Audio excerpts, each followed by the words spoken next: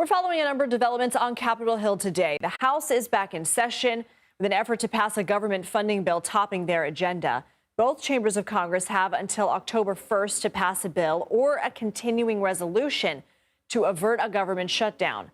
Congress is considering the White House's request for additional Secret Service funding. Democratic leaders held a news conference ahead of a Senate vote on legislation aimed at protecting nationwide access to IVF treatments.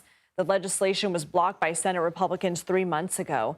He spoke about the bipartisan importance of this measure for all families. The very essence of IVF is worth debating. Republicans say they're pro-family. Well, there's nothing more pro-family than IVF. Our bill makes IVF a right for all. It would make insurance companies cover IVF, making it more accessible for millions more Americans to expand their families. And expanding insurance coverage for IVF is not a partisan issue. CBS News congressional correspondent Scott Macfarlane is following this for us. So, Scott, let's start with this IVF legislation. What are its chances of passing in Congress? What has the Republican opposition been to it?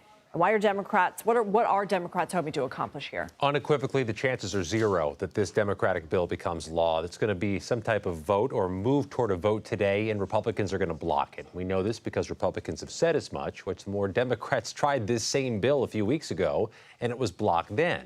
The bill, among other things, would call for more insurance coverage for IVF treatments and would codify in federal law protections for IVF, preventing any state from limiting or restricting IVF. Republicans say that's an overreach. They say they have a better plan, which would, instead of codifying it into law, would take back federal Medicaid money if a state restricted IVF. It also would, instead of expanding insurance coverage so much, would let people use their flexible spending accounts for reimbursements. Neither plan's going to go with the other side, so a lot of this is political messaging in the home stretch of an election where Democrats believe they're on winning turf when they're talking about IVF and women's reproductive rights this close to the election.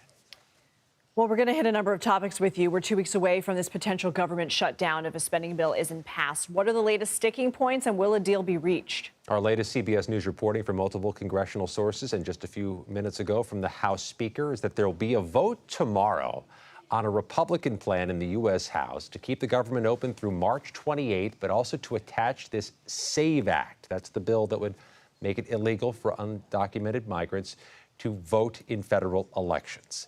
Democrats say that's a non-starter. They're not going to have that wide, that long of a continuing resolution, that long of a temporary measure. And they say that voting provision is needless. It's redundant. It's already unlawful for undocumented migrants to vote in federal elections. And it also just plays into conspiracy theories and baseless claims about the 2020 election. So this is a chess move by the U.S. House holding this vote tomorrow.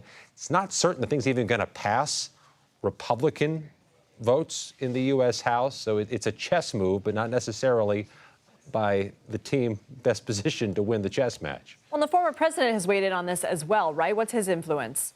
Yeah, both the former president and his running mate, J.D. Vance, have given indications. They say shut down the government if need be to secure what you need to secure for Republican policy positions and for Republican initiatives. Let's see how long that calculus remains the calculus, because the closer you get to September 30th, the more the impact of a near shutdown begins taking effect. The economy can take a hit. The stock market could get jolted. The positions might soften the closer we get to the end of the month, and that is every expectation here in Washington. But that also could be perceived as happening under the Biden administration. Real quick, before we let you go, a lot of focus has been on the Secret Service and what happened in West Palm Beach. What is the latest with this push for more funding?